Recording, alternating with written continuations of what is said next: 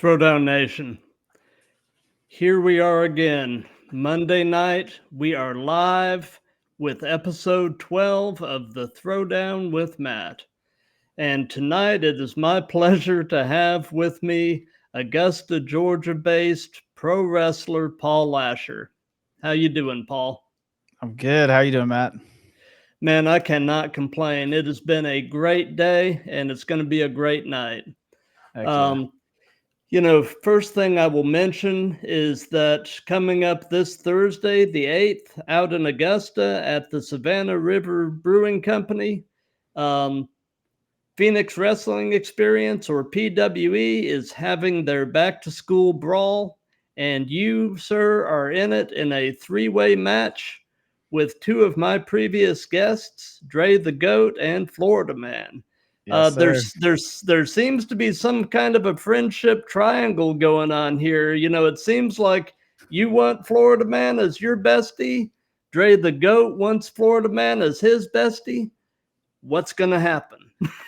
Yeah, you just have to be there to see. I mean, yeah, me and Florida Man's been doing our thing for a little bit. I guess him and Dre have been vibing a little bit though, but I don't know. We'll see. I mean, I guess whoever wins the match gets to pick their partner moving forward. I'm hoping that. I mean, me and Florida Man's been partners though, so I don't know. So is it going to be like Florida Man on a pole? It should be. I'm like, well, I mean, let's put him up in one of the corners. First one to get him down. Put him in do what they did with Enzo. Put him in a cage above the ring. Yeah. That would be hilarious, actually. Yeah. Now, I don't think we have a cage with bars close enough to keep him from being able to slip out though. He's not very big. That's true. That's true. Yeah. Well, anyway, getting to the topics at hand here, we're going to start with the first and most obvious question, Paul, and that is, how long have you been wrestling?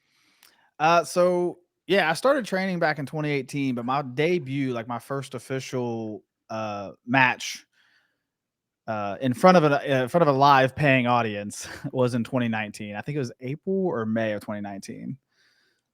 Gotcha. Yeah. And the answer to this is going to be a recurring theme for me of recent, but who trained you, Paul?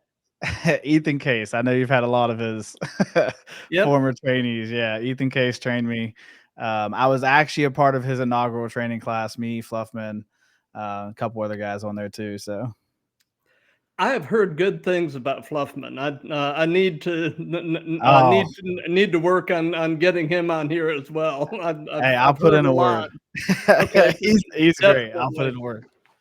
Definitely, but yeah, the folks that I've talked to who are Ethan Case products, man, he's got a lot to be proud of. He has definitely contributed a lot of quality to the indie scene. And, hopefully down the road, moving on to, where he's going to make a mark on some of these bigger companies too. Yeah, absolutely. I mean, we got a lot of us out there doing things now, traveling a lot. So someone's 100. It's close. It's close where there's going to be a product in one of these areas that people are going to be seeing them and talking about them. So no doubt. So at what point in your life, Paul, did you kind of have an inkling that you wanted to try to make a go of this? Well, I mean, I can say that I've been wanting to do this my whole life. And I mean, as a kid, obviously, I was just like any other kid that watched wrestling and was out there with his friends. We were on the trampoline and stuff like that. But I didn't actually truly think about doing this until 2018, or maybe even 2017. Actually, I was 27 years old. I was 28. I was 28 when I started training, but I was 27. It was kind of just like, enough's enough. I keep saying I want to do this and I want to do that, but I never actually put forth the effort. I don't even ever get started. It's just I just say it. And someone commented, was like, you keep saying you want to do all this stuff, but you never do it. And I took that personally. I was like, all right, well, I'm going to do this then. And I saw a couple of buddy of mine's doing it and I talked to them and I asked them how they were training. And And then I just started doing some research on what I needed to do and where I needed to go around here. And that's how I found Ethan. So, Well, good for you, man. That's pretty neat, getting started in it a little bit later than a lot of people, but yeah. not quite as late as Diamond Dallas Page did. No, He yeah. was almost 40 when he got Yeah. started. I tell people that all the time because they like people ask me like, is it too? I think it's too late for me, and they're like in their early 30s or late 20s. I'm like, I was 28, and I was like, Diamond Dallas Page was 38. He was almost 40 years old when he started training. So like, it's not too late. Even if you don't physically think you can do it in the ring, you can do something in professional wrestling if you just want to Oh, be yeah. around it. There's so many different roles. You could be a manager, you could be an announcer, a referee, all kinds of stuff. Backstage, You can be a whatever. live streamer. You could be a live streamer. Yeah. Like there's so many things you can do in this industry that like I tell people it's never too late to chase something that you're passionate about. And I found that passion. And yeah, I mean, I think for me too is I've always been athletic growing up and been athletic, like played sports and everything like that. And I've always had this passion for entertaining people.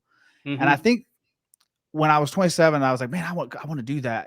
It's because those two passions like mixed, like they came together. I can be athletic.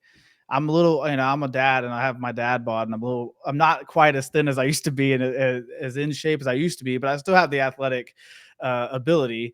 And then I get a chance to entertain people. I get a chance to be in front of a crowd and I get a chance to put smiles on their faces and make them react and everything. So, it was just kind of a perfect marriage. Gotcha. Yeah.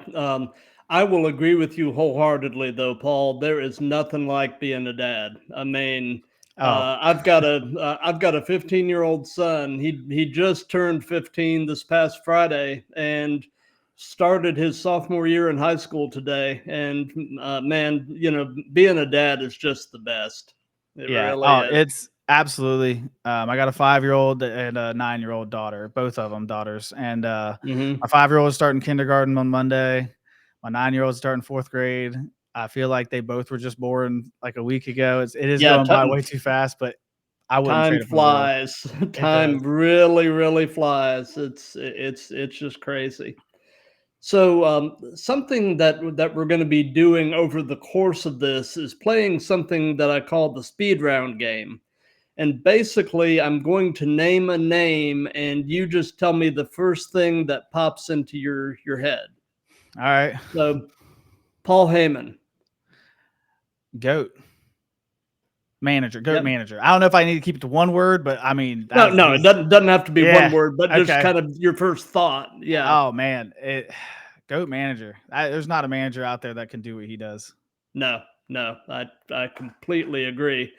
I've told somebody else, just on the basis of the fact that he originated ECW, he's Oh Hall yeah, of Fame just for that. But yeah, all of the other contributions he's made, it's just incredible the yeah, career the guy has had. So, yeah. Absolutely. He's his mic work is. I mean, I can only dream of ever being as good as him on the mic at some point. The way he can hype up a crowd. I mean, the way he mhm. says Brock Lesnar, like Oh yeah. just like it's perfect. It's perfection. So Yeah. absolutely. Yeah, I mean, you really every time he's on screen, you're seeing greatness. I Mhm. mean, so I actually love his latest, like what he's doing right now with the Bloodline, where oh he's yeah. no longer like the mouthpiece and he's kind of like solos pushing him back and just his facial reactions as things are getting done. And like, he's really selling it to where you're just like, man, Oh something's yeah, up. and that at his age, that bump that he was willing to take, I mean, Mhm. good lord. Oh yeah. He ain't got I money. thought He doesn't have many more of those left. I don't no, think. no, I felt Yeah. bad for the man. I was like, "Oh my god." Yeah. So, away from wrestling, Paul, what are some of your other hobbies and interests? Uh, I mentioned earlier sports. Football's always been a passion. I watch football. I think about football all year round. It's the off season is still on season for me. I'm watching Florida State recruiting. I'm watching Dallas Cowboys like training camp stuff, their draft, everything. Video games are also a big thing. I actually live stream on Twitch, which is something that I just got back. I took a little bit of a break, but I just got back into that. So I like to again, it's just another entertainment avenue for me to where I can kind of entertain people. And then outside of that, it's I mean, my number one priority is just being a father and trying to provide for my girls and give them everything that, everything they want, I want to give them. So, yeah. Absolutely. So, is wrestling anything approaching a full-time thing for you, or do you have a day job, air quotes? I have a day job. Wrestling is not. It's 2024 and rent's too dang high. Like, Yes. Thank you, Mr. Biden. yeah, it's too high right now for wrestling to be a full-time job. So I do have a day job. It's a customer service type job at a call center for payroll. So it's thankfully Monday through Friday, so it keeps my weekends open, allows me to get out there and travel for wrestling. But no, it is my primary source. Gotcha. So, speed round. Josh Alexander. Nothing. I don't have anything on that one. Okay. Not too familiar. Gotcha. So your hometown is Augusta, Georgia, correct? No. So I actually, I was born in Jacksonville, Florida, but I actually grew up in Ohio, a little small town called Belpre, Ohio. We had like maybe, I think they said 150 people in our graduating class. I don't honestly think that was true. I think most of those people went to a different school and just called Belpre their home school. But small town, just a few miles wide, up in Ohio. And then I moved down to Augusta back in 2013. Gotcha. So, what would you say would be your favorite thing about Augusta? I I like how central it is location wise. I mean, the school systems in Columbia County are nice. They're again. I go back to my daughters being my priority. I want to make sure they have a good education, that they get all the opportunities they can. So the school system's very good. But I do like the central location. I mean, a couple hours I can go to the beach, a couple hours I can go to Atlanta, I can go to the mountains. Like, it doesn't take long for me. Just if I want to go do a day trip and kind of get out, I have a central location. When I grew up, if I wanted to go to the beach, it was a 7-hour trip. You weren't just going for a day. Yeah. So I was just looking. Mr. J Beats over on I guess on Twitch is saying you're and then Black Story. Oh yeah, it's not coming up. It's emotes. It's that's my Twitch chat. Okay. I got us restreaming to my Twitch. So gotcha. So let's see here. Let me get back to where I was. So they say that the best wrestling personas are yourself turned up to 11. So tell me about, I guess, in-ring Paul Lasher and compare and contrast him to everyday Paul. Well, I mean, it really is me. I think who I am now in the ring, is me. I agree with that. The people who can kind of just take from their everyday life and turn it up, it comes off a lot more natural, and it's the most comfortable I've felt ever since I started doing that, because I'm not playing a character anymore. I'm legit just playing myself, and then I'm just talking louder, and my mannerisms are maybe a little bit more animated, but I'm doing everything that I would have been doing. I'm reacting the same way I would have reacted had stuff happened to me. My first gimmick was I was the number one dad, which was true, like to me, right? Like, I am my daughter, like to them, I'm the number one dad to them. So I was just the dad. I was out there just being a dad, right? But I was like, man, I'm so new at being a dad. I don't know how to portray that in the ring. Everything feels fake. It feels like I'm forcing things in there to do all these dad lines. Like, you got to say dad stuff and wear the New Balances. I'm like, but I don't wear New Balances. Like, I'm not.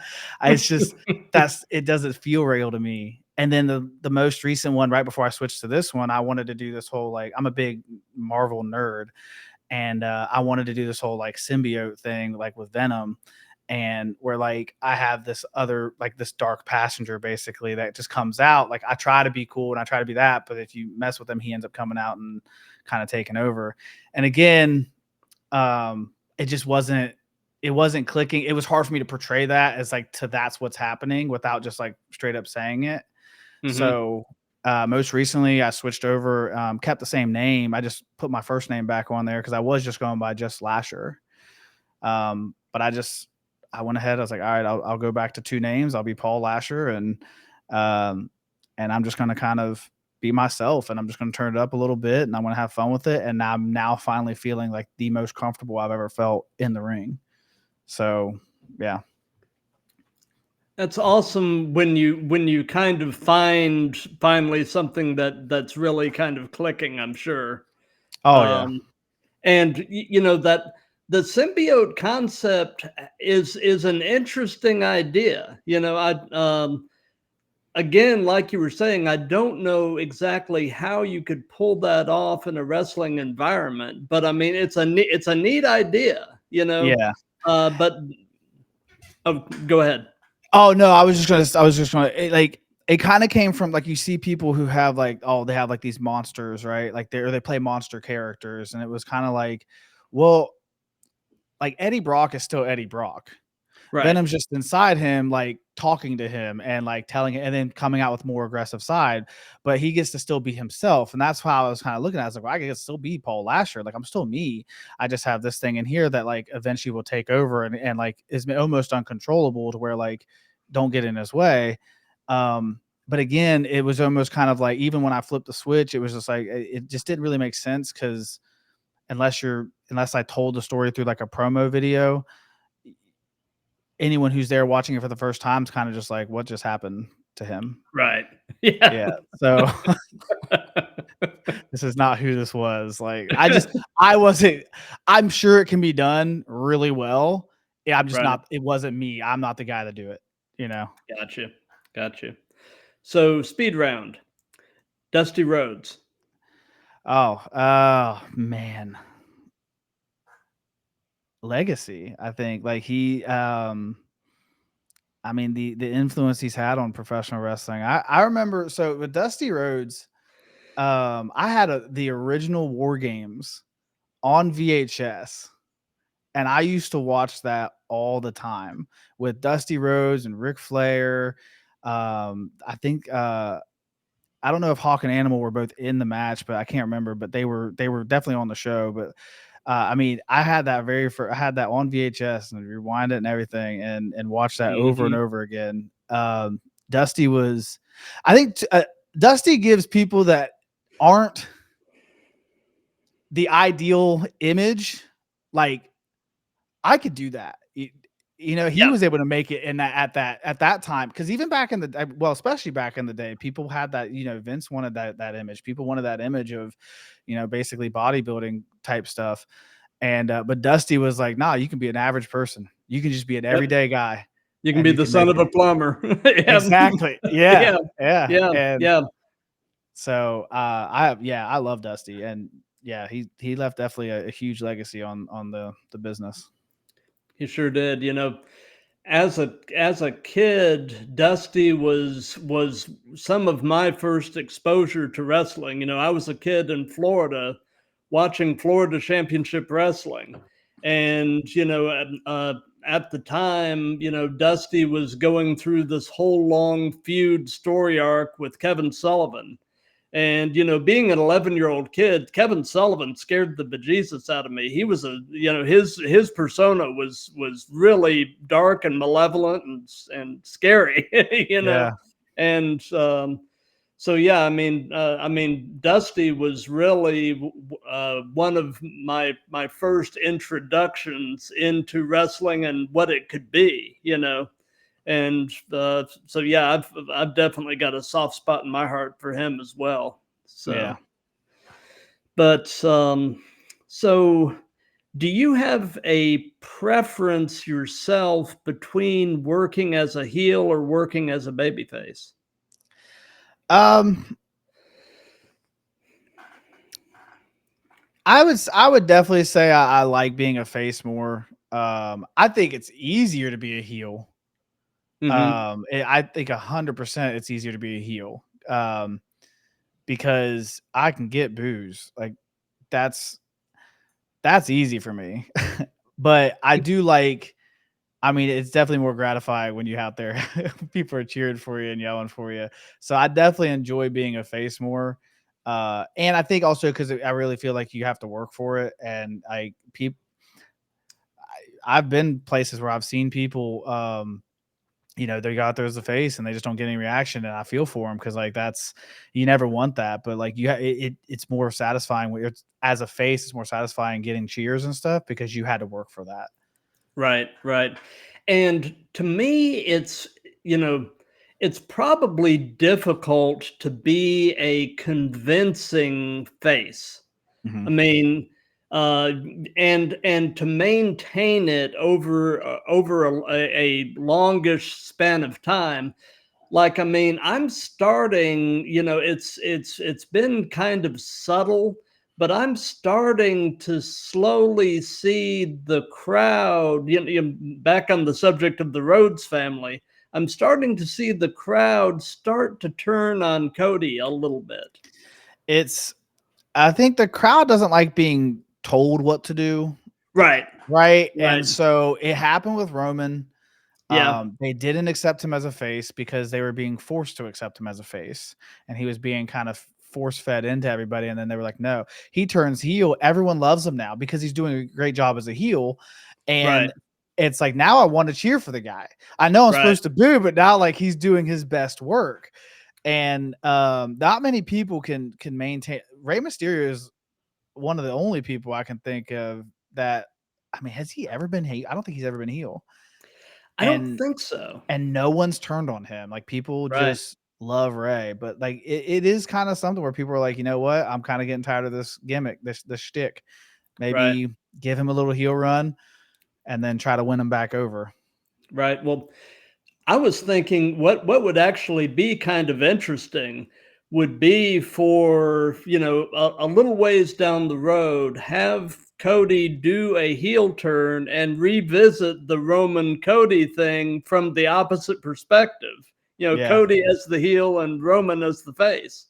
yeah, That would be sort of an intriguing kind of full circle type of thing. But yeah. If anyone can do it, those two could. I mean, oh, no doubt. their storytelling has been it was phenomenal. At WrestleMania it was one of my favorites. Oh yeah, absolutely. Yeah, and I love the fact that WWE seems to be back finally in the business of long-term storytelling, Hmm. and it's unfortunate, but a lot of the great storytelling that's going on right now really couldn't have happened under recent Vince. I mean, Oh no, and absolutely yeah, not. Yeah. yeah, No, yeah, they're doing a real good job.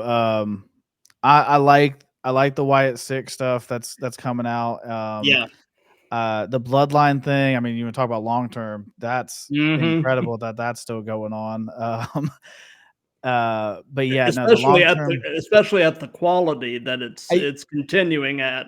Yeah, yeah, absolutely. It felt like it was like just when you felt like it was getting stale, it they Yeah, flipped it and turned it right back up. You're like, nope, it's still going. Like the Jay Uso, the Jimmy and Jay, like Jimmy turning and then Jay joining and then Jimmy turning back and right. then now Solo's taking over and all that stuff. And And bringing Jacob Fatu in has been great too. oh Yeah. yeah, Yeah. I think he's the best one out of the most recent three Oh yeah, uh that have his came in.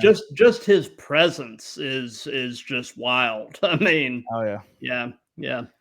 So Paul, tell us about your very first match. What was it like? How did it go? All Yeah. that good stuff. So yeah, I debuted at PCW back in 2019. It was a fatal four-way match between me and the three other graduates. So it was me, Cody Fluffman, Aaron Berry, and Don Furio. And I think at the time he was just the Don. And it couldn't have gone better. I mean, there's people that might be like, "Oh, my first match was bad," but I think that's a testament to Ethan and the training and making sure that you're ready before putting you out on a show, and not just saying, "No, you learn by like trial through fire." Like he's like, "No, absolutely not. Like you learn and then you go out there." And we went out there and people were asking us, coming up to us and be like, "This was legit your debut?" And we're like, "Yeah." And they're like, "Couldn't tell. Like we would have thought you'd been wrestling for a long time." So yeah, it was great. I will say I had so many butterflies to the point where I didn't know if I could actually get my feet to walk through that curtain. My music hit and I'm almost like, this might be a triple threat, guys. I don't know if I can get myself to go through this curtain. I was so nervous. But as soon as I walked through that curtain, it just kind of calmed down. Everything just kind of went quiet. And I just trusted it. And I knew my training. I knew the match we were about to have. I knew it was going to be a banger of a match. And yeah, it ended up there. It went off without a hitch. Like it was perfection in terms of like what we could have presented to that. So it was great. It was about 300 plus people too, and not many people can say they debuted in front of 300 plus. Yeah, that's a good turnout for your debut. That's Yeah, awesome. yeah, So Dreamkiller 18's up on the screen. yeah. Hey, buddy. Yeah, this is all. And This is. and let's see here. Yeah, Kells Bells. Yeah, that's my Twitch community. I play games with them and stuff. It's Yeah. nice. What's up, guys? And then Gas Pasture is my dad. He's funny. That's his gamer tag when he plays like certain things. That's his go-tos. Gas Pasture. That's awesome. So, we've heard about your first match. So tell us about your favorite match that you've been a part of. It just happened. It Okay. just happened. It was at Colt Inclusive in Charleston, South Carolina. It was me versus Mad Dog Mayhem, Josh Powers, or versus Mad Dog Josh Powers in a Mad Dog Mayhem match. It's hardcore. The only 3 rules in a Mad Dog Mayhem match is there's no disqualification, no countouts, and no crying. And it was like the most fun I've had in a match. And we went 20 minutes and I didn't even realize it was 20 minutes. It might've been just shy, but it was close to 20 minutes. And I didn't realize we even went that long until I went back and watched the match afterwards. And I mean, there was kendo sticks and trash cans and chairs. And it's the first time I took a superplex and I took it onto some Legos in the middle of the ring. And it's the first time I got hit by a chair and it hurt, but it I'm was sure. so much fun. And the crowd was loud and they were into it. And I played the heel in that match. And it was the most fun and one of the easiest matches I've ever been a part of too. Like it was just so well paced. And he was even talking afterwards. He's like, how fun was that? I was like, I had a blast. He goes, and he's like, and once you realize you can start doing regular matches with that same type of pacing and that same concept, he's like, things are about to get easier for you. And I was like, it was hands down my favorite match. And then there's been a couple tag matches I've been doing with Drew Adler too. That's also been eye opening and fun. Like, because again, I get to just be myself out there and yeah. So, but definitely that Mad Dog Mayhem match, I would do that every weekend if I could. That would be the one. Well, I'm sure getting superplexed onto Legos was no picnic. Oh no, yeah, I might not do that every weekend, but yeah, it was my first superplex I've ever taken, and I was like, why not do it on some Legos? It's so full, because now I know if I take a regular superplex, it can't be that bad.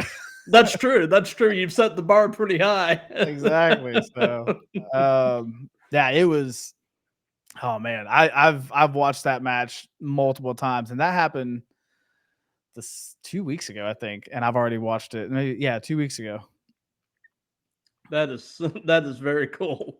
Yeah. So, if you can narrow it down to 1 or 2 little anecdotes, what have been some of the most interesting or unusual experiences you've had wrestling? I think I don't really have anything unusual, but I think interesting. I always love the locker rooms that you go into when you go to these different shows and the people you get to meet, and then meeting. I mean, I met Gangrel in Charleston, Oh, and David Heath. Yeah. yeah, yeah. Yeah. And I've met up in I was in the ASW locker room. I wasn't on the show, but up in West Virginia, there was a couple people. Boogeyman was there, and Matt Seidel, like just or Evan Bourne when he was in WWE. Yeah. So I just think interesting is just it's always the locker rooms, and sometimes you go to these shows, you have no idea who's going to show up Yeah. because they may not advertise everyone, you know. So Right. you get there and you're like, oh wait, what? Like that's Yeah. awesome. So I haven't had anything like unusual or out of the ordinary happen to me, thankfully. Yeah. But yeah, that was I met the Godfather one time too. Oh, that's cool. That's cool. Yeah, that was interesting. I bet I've always had the impression that Matt Seidel is probably a cool person to meet and just have a chat with. He just seems like a good dude. Yeah, I didn't get a chance to like really have like a big conversation with him, but he was. I mean, the locker room loved him. I mean, he was friendly and stuff like that. He definitely didn't have that like I've been, my Right. ego was bigger. You know what I mean? Because Yeah. you don't run into a ton of people like that. I will say that it's usually pretty good, and I haven't ran into a lot of people that have had that attitude where I'm better than you because look where I've been. Yeah. Gangrel is probably was one of the coolest people and like nicest people I've met. I mean, he was. I took a picture with him, and he's like, I think I met him twice. The second time, he probably didn't remember me, but he made it seem like he remembered me, so it made me feel good. Like he was like, "Oh, hey, what's up, buddy? How you doing?" Like, and I was like, "Oh, you don't remember me? There's no way." So Maybe he did. I he mean, might who have. He knows? might have. I just think that's just him, though, man. Like, Yeah. but yeah. So, you said you really haven't run into anything terribly unusual, but have you had any strange encounters with fans or anything like that? Yeah. It was at a PCW show. I just moved back home. I was sitting in the crowd. I wasn't actually on the show yet. And some nerd kid came up and gave me an action figure that he painted to look like me. And I call him a nerd because he's actually a good friend of mine. Now he's actually at the time he was just a fan, but he actually trained under Ethan and made his debut and is doing so good. And I just want to give him a shout out real quick. And that's Dennis Parker. Uh, he's he's been at a couple he's been at one PWE show. He was in the Rumble that we had, but Mhm. he told me a couple of times because I pushed him to go to the open house for training Mhm. because he was just in my Twitch chat and he's like, and I told him I was like, hey man, I was like, what are you doing this weekend? I was like, there's an open house, go to it. He's like, ah man, I don't know, man, I don't know if I was like, dude, you love wrestling, like you love wrestling, go to the open house, it's free. If you don't like it or if you don't want to train, cool, it costs you nothing. And he came in my Twitch chat the very next week and was like, I start training next month. And I was like, or whenever, he's like, I start training. And I was like, I told you, man. And he put in a little bit longer training than most people because he was young when he started, and you had to be 18 in South Carolina to wrestle. So he had to kind of postpone his own graduation until he turned 18. But man, Mhm. he's hit the ground running, and he's doing incredible work. He can get the crowd to boo. The crowd hates him. It's almost like he walks out and they just boo. He doesn't have to say anything. They just boo him. Hmm. As soon as he comes through the curtain, they hate him. He's just got one of those. Yeah, it's Yeah. just like, oh, nah, I don't know what it is, but like, I don't like this guy. So, yeah, he just Yeah. has that face. Yeah, I've actually he's somebody else I've been working on trying to get on one of these. So Oh yeah. I'll let him yeah. show you his collection of action figures. He has an insane. It's almost like you just name a character and he's got it. Like, Oh, that's cool. yeah. He's like, oh, hang on, boom, there it is. Like, Yeah, that would actually be a fun episode to have him on and just talk action figures. Oh yeah. He's got wrestling. He's got a bunch of I think Marvel and maybe DC. I don't know. He's shown me a couple, but yeah, he's got a ton of them. He's real into that. Oh, that's cool. That's cool. So, as far as your in-ring work and your promos and that kind of thing, who would you say are some of your influences? Um, in-ring work, I'm heavily influenced by Kevin Owens. Stone Cold for a few reasons, but Kevin Owens now. Yeah. He's hands down my favorite current wrestler. It might go back to the I look like him type thing where like he doesn't have the six-pack abs, but man, he is one of the most entertaining people, and everything he does looks so real and it's so good, and his promo works are so Hmm. good. But when it comes to my promos, I'm not influenced by anybody in wrestling. I'm influenced by movies and TV shows that I see. Hmm. If you've seen any of my promos, especially recently, they are, you can almost pick out the movie that I took them from, or the TV show I took them from. For PWE, me and Florida Man did a Jay and Silent Bob series. Yes, Yeah, I saw those, and I was literally on the floor. You guys were hysterical. yeah, He was actually talking about it and about the pepperoni rolls and yeah, the dumpster. yeah. And that's a collaboration. Like I went to him and I was like, dude, hear me out. I was like, it's Jay and Silent Bob. And bless his heart, man, he's so young. It took him a minute to respond, and then he said, I had to check. He's like, absolutely. I did have to Google the reference because I didn't understand it, but I watched a couple videos and I'm 100% down. I was like, man, I thought everyone knew about Jay and Silent Bob. What?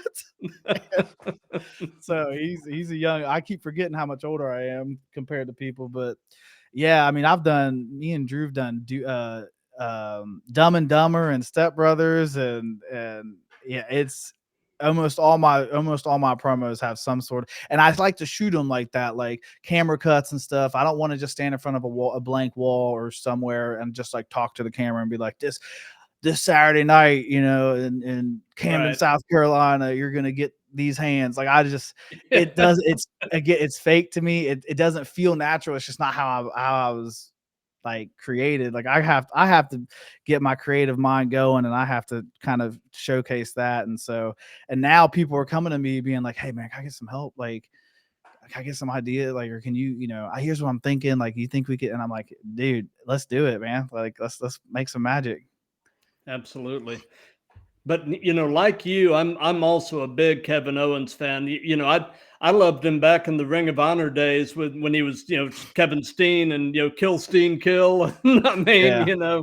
I mean he's toned things down a bit under the WWE system, but I mean he still can cut a very convincing promo and Yeah. make you believe every word he says. Yeah, So, it just sounds, it sounds natural. It just sounds, it doesn't sound rehearsed and scripted. It doesn't sound like someone wrote this for him. It sounds like right. this is legit what he's thinking. And Yeah. yeah, he's definitely my favorite, by far. It's really not even in terms of current active. Yeah. Yeah. And I've seen your Stun Lasher Stun shirts. Yeah. Oh, yeah. It's 100% ripped off from it. Yeah. It's 100%. I have no shame. And it's funny. I was at I was at a camp show, and I was wrestling Fluffman, and I was heel, and I come out, and this little section of kids, these little church kids, man, and they were being real mean to me, and they just started calling me fake Kevin Owens, and Cody Fluffman rolls over after I hit him with something, and he just goes, dude, fake Kevin Owens is crazy. Right? And I'm just like, shut up. And I just kicked him. I was but it is, but like, I was like, hey man, you gonna call me fake Kevin Owens? I'm taking it as a compliment, because like, you could have called me someone I didn't know and not compared me to them. So Right. I got called fake. Who was it? Like no. Yeah, fake Sand. I think it was Sandman. No, it wasn't Sandman. It was Tommy Dreamer. at the Colt show. I came out with my with the kendo stick that I was going to use, Oh, and someone was like, "Oh, like, want to be Tommy Dreamer?" I was like, "Thanks." They're like, yeah. "What?" I was like, "You just compared me to Tommy Dreamer. I appreciate it." And he's like, "Oh," I was like, Yeah, he thought he got you, and "Yeah." Like I you're was like, like "Thanks, you're like man. that's a compliment. I appreciate that. You could have name dropped someone I didn't care about." Like, so, So, speed round, Ric Flair. woo, man. Yeah, yeah, Yeah. Man, I do wish he would have stopped a little sooner than he did. yeah. I get it. You just have the itch, but man, find something else. But hey, he was on that War Games tape I had back in the day too. I mean, I've been watching Hmm. him for forever. And that's another one. Like, I mean, I say I wish he would have stopped a little sooner, but he was still, when he was doing the evolution stuff, Hmm. still phenomenal. Oh yeah, yeah. Yeah. My, one of my top three all-time favorite matches is Flair and Funk in the I Quit match back in, I guess it was around probably 89 or 90. And I don't know if you've seen that match. No, I was born Um, in '89. um, I've seen a few matches from back then, but you should, that match is actually worth your time. Uh, yeah, yeah, check out Flair and Funk, I Quit. It yeah, is, the storytelling is just phenomenal. I So, will. I will. If it's got a good story, I'll be interested. I love. Um, I'm not like the old head or not the old head, but the what's his name? But I love the flippy stuff. I do love the flippy stuff, but man, mhm. if you can tell a story, if I can understand what the heck, like what you're doing and the story you're telling, you don't have to have a single flip in that match, and I'm gonna be invested. I love it, and I still appreciate everything else. Like I appreciate what Ricochet does. I appreciate what all the young guys that can flip and do all that stuff. I wish I could do it, but man, Yeah, you hit yep. me with the story. I'm there. I'm sold. Absolutely, same here. I mean, I'm a big proponent of storytelling. So anyway, Yeah. so do you have an all-time favorite match as a fan? A match that never gets old for you. Yeah. Rock Austin, WrestleMania 17. I think the promo is the reason why, though. I think the Limp Biscuit, like my way promo that goes with it. I mean, we joke around all the time, like training or whatever, where we just start like hitting each other, like this time I'm gonna let it all come. But it's the build up that match had, like the months and everything leading up to it. And then the match itself was just, those are also my two favorite. Like growing up, those were the guys for me. It was Austin number one and Rock two. Like that was Hmm. it. Yep, yep, yep. So, if you could only be one, would you rather be great in the ring or great on the mic? On the mic. Hmm. On the mic, because I feel like there's more. I feel like there's more you can like. I That's a tough question because like you could be great in the ring, but see, like great in the ring only takes you so far though. Right. And it can take you to the top. I mean, it could take you to Yeah. WWE, but you're still, if you're not good on the mic, then you're at the low part of WWE or possibly mid part of WWE. Yeah. But if you're great on the mic, you do not have to be phenomenal in the ring to get to the top of WWE. Yeah. Right? They're gonna, hey, let's just put him on the mic and see what he can do because he's gonna get a reaction. He's gonna tell a story. He's gonna be awesome. And yeah, I think I would rather. Uh, I'd I'll stop wrestling if I could just be great on the mic. I'll Paul Yeah. Heyman it. Like I'll just be, I mean, he's a Hall of Famer Yeah. and just take a bump every once in a while, every couple of years. Yeah. Like, let's say my body would appreciate that, but I think I'd rather be great on the mic. Yep. So, and this can be present day or past. Who would be a dream opponent for you? Who would you just love to work? Mm. The first instinct is Kevin Owens or Stone Cold, but I think I would wrestle too much like them that I don't think the match would be phenomenal. I would say, I'd say The Rock. I Hmm. would say I would definitely, yeah. I think I would just want to be in the ring with him. Um, Present day Rock or Rock in his prime?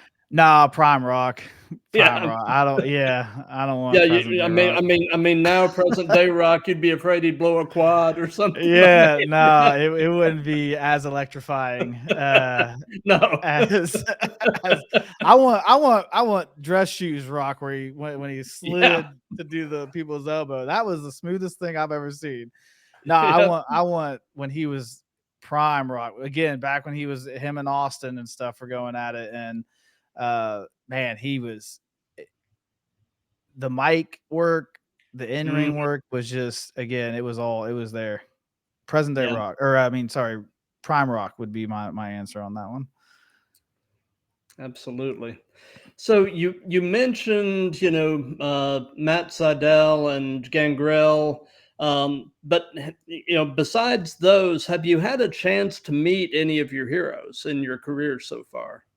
No, no, I wouldn't say not like heroes. Again, I've met like people that have been where I would like to be, but I mean, as far as like just I mean, okay, well, I take it. So when I say heroes, or when you say heroes, I'm assuming you mean like people like within the business or something like that. Cause like, obviously I've met like my dad's my hero. Well, yeah, Um but no, I haven't had a chance to meet like I haven't had a chance to meet anyone like that. I would love to meet. Actually, I mean, The Rock is a huge inspiration of mine. And obviously Austin would be. I don't know if I'd be able to. I'd probably be worried. I'd look like an idiot probably talking to him. But yeah, I haven't had a chance, unfortunately, to be able to meet anyone like that. got you, got you. So, you've been doing this long enough now that I'm sure this applies. What hurts right now? It's always and probably will forever be my lower back. Hmm.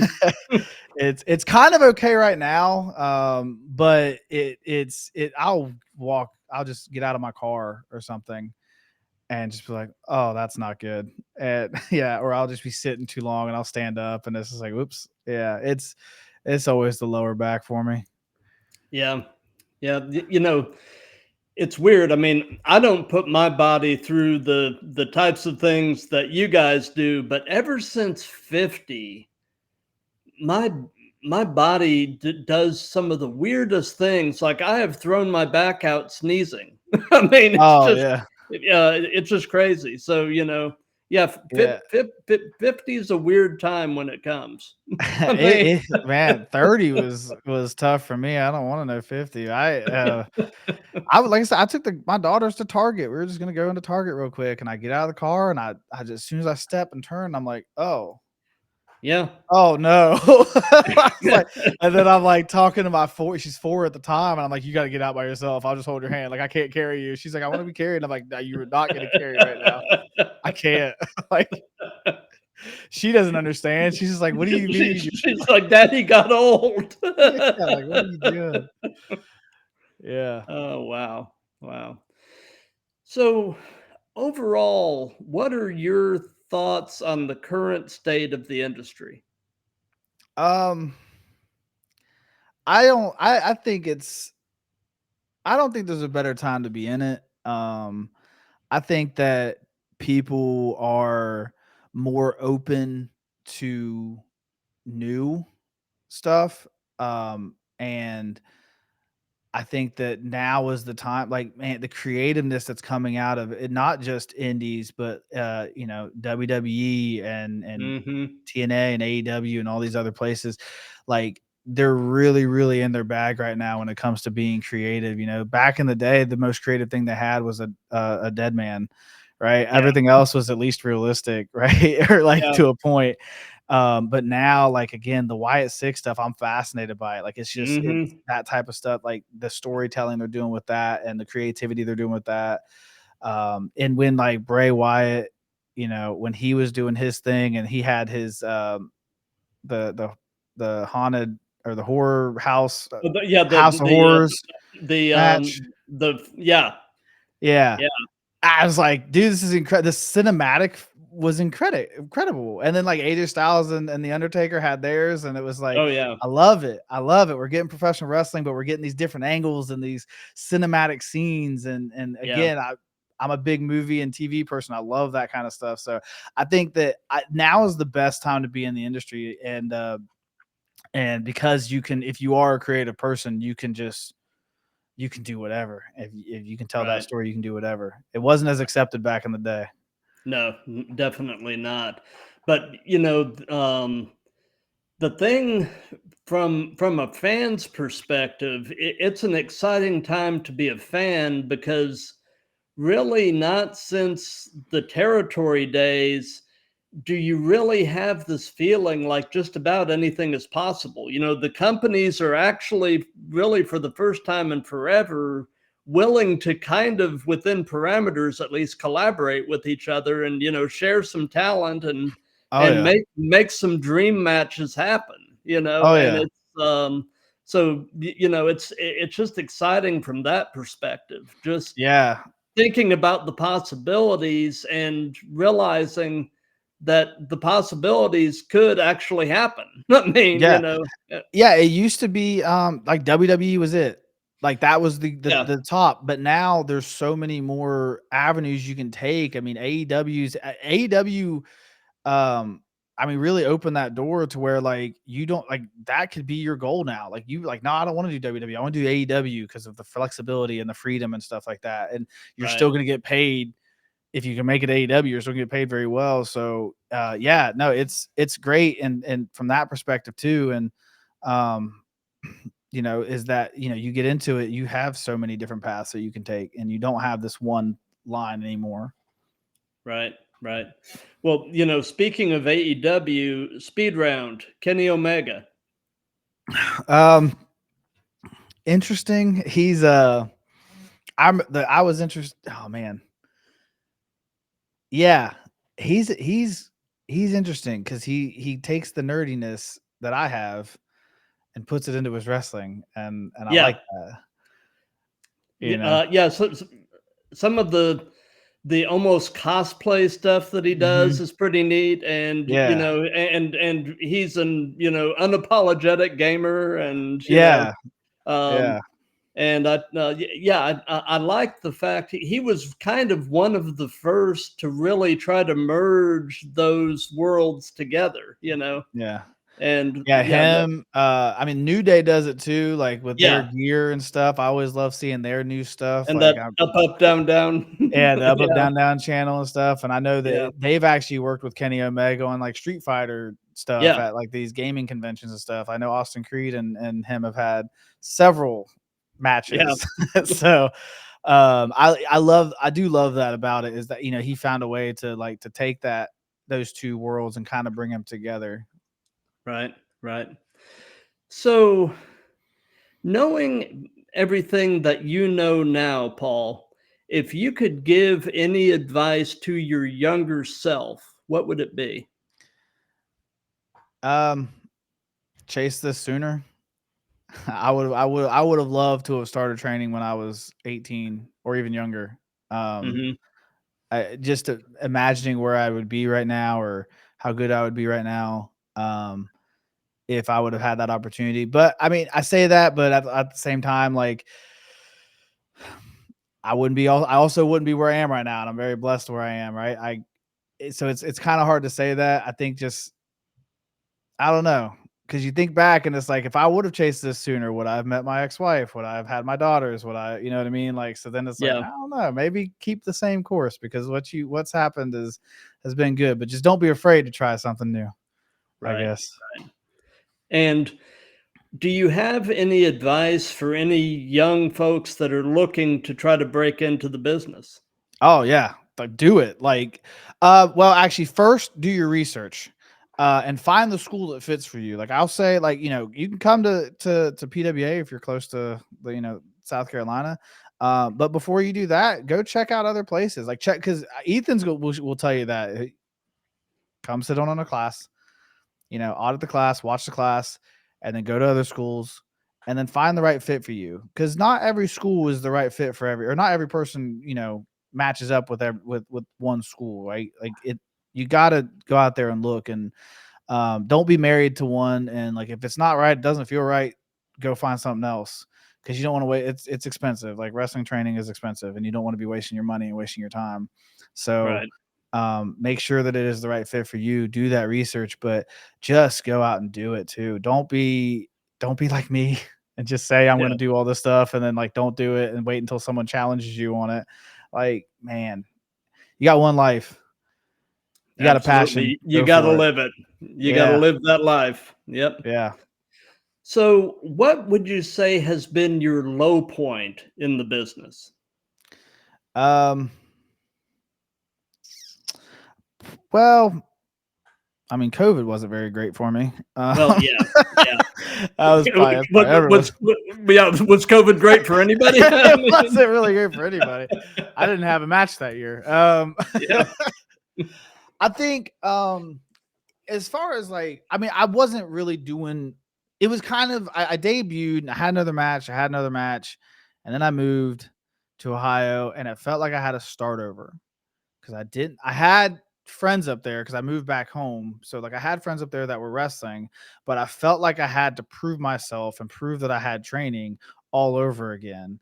And Right. so it was like, man, I'm starting from scratch. Like, I just went through 8 months of training, and I have this debut match, and I can show you this match, and I can show you I'm good. But they were still like, well, we need you to come in and train for a little bit. And thankfully it didn't take long. Like, I had, a little bit. They were like, oh, okay, yeah, you're trained. Um, but I just didn't, I had one place. It was like my hometown. Like, that was it. And like trying to find places and trying to get out there and network and stuff, I was starting from scratch. And it was just kind of like, it was, it was hard. It was hard with that feeling because I was so new. I think if I had made that move a couple years in, it wouldn't have been as difficult because I would have already had the understanding of how to network and how to reach out to other places and like try to get booked. But I was so new. I had like 2-3 matches when I made that move, and I didn't have that knowledge yet. I didn't have that understanding of how to like reach out and do that. So I went back to like, well, let me just go find a training school and try to just start from scratch and rebuild that. And so I'd say that was probably my lowest point. Got you. So, do you have a favorite move? Something you just really enjoy doing? And on the flip side of that, is there a move that you won't do? I got 2 favorite moves. Okay. Well, man, I got maybe 3. I don't know. The stunner for sure. Yeah. That's why, I mean, I grew up doing the stunner to friends and stuff. So when I saw Kevin Owens do it, I was like, it's back. We can do it. If it's still good enough for WWE, it's good enough for me. And then I do the cannonball in the corner, which is always fun because it's like the most flippiness I get. And then I've been told I have a pretty good German. People that have taken my German suplexes have always like very like complimented me, being like, that was one of the best Germans I've taken. And so I would say those 3 are like my favorites to do, Hmm. all for different reasons. And as far as a move I won't take, I don't like going, man, I don't know. I'm kind of scared of a pile driver. I've never Hmm. taken one before, and I think I'm just scared of like landing on my head. Yeah. I've landed on my head before, but like on accident. Yeah. Yeah. That's a move designed to make it look like you're landing on your head, and I'm just afraid someone's not gonna know how to give it right, and I will actually land on my head. Yeah. So I would be hesitant. I won't say I won't take it, but who's giving it is my Yeah. question. You know what I mean? Like, Yeah. if I trust you, all right, solid. Like, Ethan is a great pile driver. I'll take one from him all the time.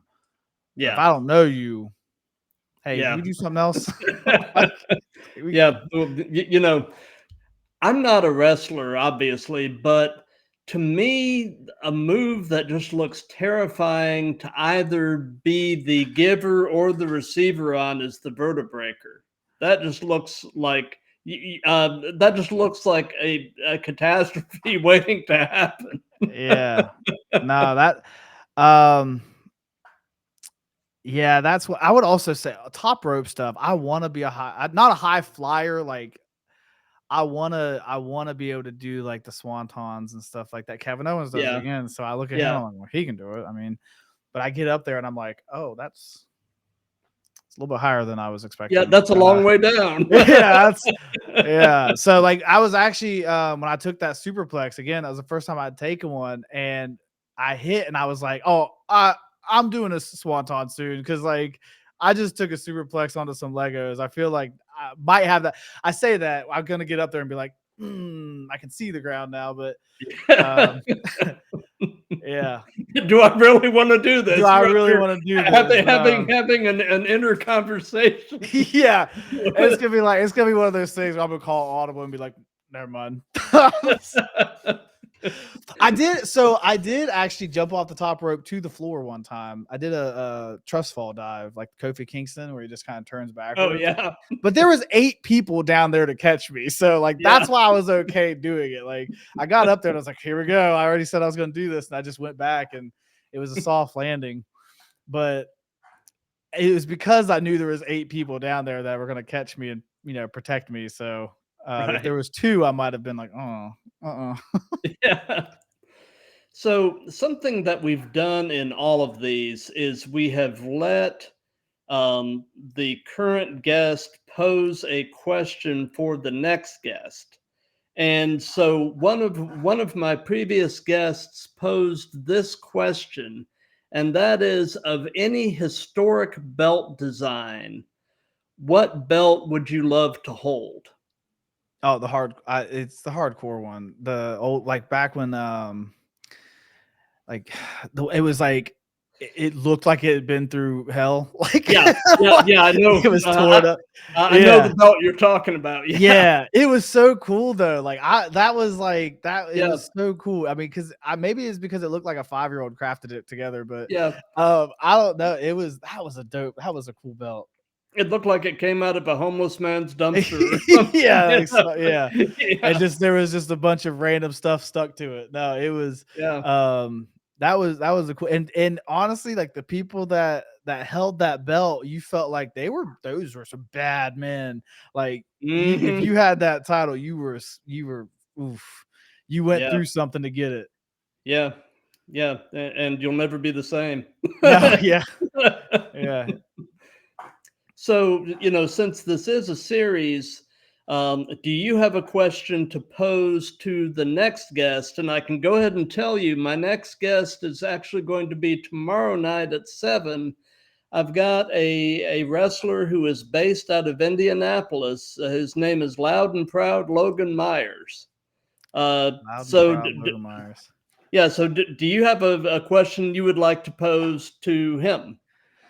Um, I think where's I guess what's the furthest car ride you've ridden to get to a show, or the longest car ride you've been in to get to a show? That's a good question. I Yeah, like because that. we take some trips sometimes. Oh, so how would you answer that? What's the longest ride you've taken for a match? 8 hours. I was living in Ohio still, but I came back down to South Carolina for a PCW show, and it Hmm. was about an 8-hour drive down, and we turned right back around after the show, and no, I'm sorry, not it was the next day. We had a place to stay, so the next day we went right back up. So a total of 16 hours, but it was an 8-hour trip. Wow. Yeah. Yeah, that's a lot. A Yeah, lot of road. that's a trip. So I mean, Thursday you've got the back to school brawl with PWE. Besides that, do you have any other upcoming shows or anything at all that you'd like to hype? And you can tell us about your Twitch stream and all that good stuff. Yeah. So we got back to school brawl on the 8th. We got I'm not booked, but I'm going to Wrestle America on the 10th. I like to just kind of shout out places I'm going to so they get their recognition. I know PWE is also doing a show in Macon, which is gonna be good. And then I'm on at PCW on August 24th in Camden, South Carolina. Me and Drew tagging. I don't know who. They haven't announced the match yet or the card yet. So I guess I'm assuming that we're there. Reach out to them, be like, "Hey, I am booked, right?" And then my Twitch channel is twitch.tv/ Lasher Paul. It's just my name's reversed, and I've just got back into it. We do a lot of college football streams. We were doing, and I'm looking at picking back up WWE 2K25 streams, which are a lot of fun. And outside of that, I don't really have anything else to plug. Yeah. So, do you have any final words for your two opponents at Back to School Brawl, Dre the Goat and Florida Man? Anything you wanna say to them? Just be ready, man, because y'all are a lot smaller than me. I'm accepting my size in this match. I like to think I'm not as big as I am, but in this match, I'm the big man on campus. So like, just be ready for something because it's coming, and I hope Dre's ready too because the only way he's tagging with Florida Man is if he wins. So you can ignore that most recent chat. That's a bot. Let's see here. Oh yeah, yeah. Don't worry about that. yeah. But anyway, we're pretty much at the end of this now. But Paul, thank you for your time. This has really been a blast, and consider yourself as having a standing invitation to come back on anytime you'd like. For those of you that have been watching this live, thank you. For those of you that'll be watching this on replays, thank you for that. If you like what we have going here, please spread the word. This thing is really starting to gain some traction and kind of take on a life of its own. And man, I am having the time of my life doing these. So, hey, thank you for having me. I loved it. I love the professionalism of it. I mean, I'm. You let me know, like gave me all the stuff like a week ahead of time, and I was like, "Oh, this is great, man!" Like I actually know what's happening. Like I knew the link and everything. I was like, "Oh, he's ready," because I've done stuff before where it was like day of, and I'm like, "Hey, are we still doing this?" Like, so I appreciate the communication and the promoting of it. It was great. I had a blast. Thank you. Well, thank you, Paul. Last week, it was funny. Last week, over a 5-day span, I think I did 7 live streams, and Wow. it was the reason I booked myself that heavily is my wife and son were actually up in North Carolina for a family reunion. It was just me and the dogs, and it gave me something to do in the evenings. Yeah. But doing that many in a short span of time, it ended up being a lot to juggle. And Yeah. so this week I've got tonight, tomorrow night, and Wednesday night, and then I'm off until the following Monday. But I love doing these, and it's really just been a lot of fun, and I'm having fun with it, and I'm excited to see where this is all going to go. It's going somewhere, but Yeah. I'm not really sure where, but I don't really care. I'm just enjoying being along for the ride. You gotta So, enjoy it. You gotta enjoy it. It's not like I took some time off of Twitch because for about a year because I stopped enjoying it, and it yeah. becomes a job almost, and you're like, I don't like this anymore. So if you're not enjoying it, yeah, like you have to enjoy it. So I love that you're doing that. And again, I love the professionalism of it. You're ready with the questions. It wasn't any like awkward dead silence or where you were just kind of like trying to think of stuff. Everything kind of came natural. So I think you're doing great, and I'll Well, thank definitely you. I'll definitely put in a word, with some people that you might be trying to get on with and let them Oh know that yeah. like, hey, it's going to be a good time. Yeah. I mean, any of your buddies, feel free to send them my way because the more the merrier. So Absolutely. Absolutely. anyway, well, everybody have a wonderful night. I'll be back again tomorrow night at 7 p.m. Eastern with Loud and Proud Logan Myers. Have a good night.